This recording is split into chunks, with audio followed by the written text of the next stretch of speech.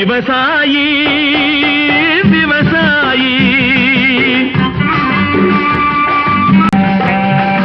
கருத்தெல்கும் சிவப்பெல்கும் வேற்றுமையாய் கருதாமல் எல்லோரும் ஒற்றுமையாய் பொறுப்புள்ள பெரியோர்கள் சொன்னபடி